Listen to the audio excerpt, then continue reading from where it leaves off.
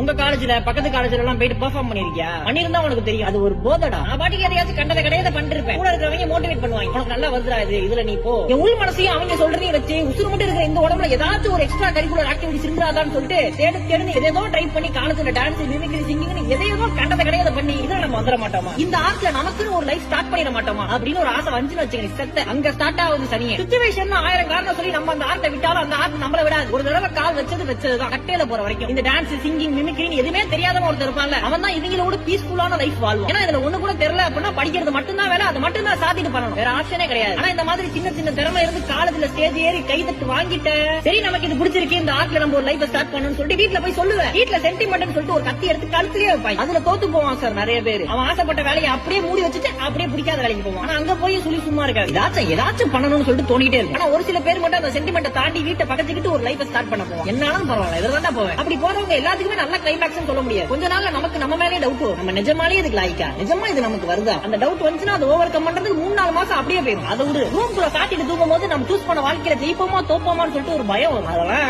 முன்னாடி அழுதா வீட்டுல சொல்லலாம், இப்ப யார்கிட்ட போய் சொல்றது? அவன் தனியா அழுது, தனியா விழுந்து, தனியா எழுந்து, முட்டி மோடி பரண்டு கடைசியில அவனுக்கு ஆசைப்பட்ட வாழ்க்கை ஒரு நாள் கிடைக்கும் பொழுது ஒருத்தடா நானே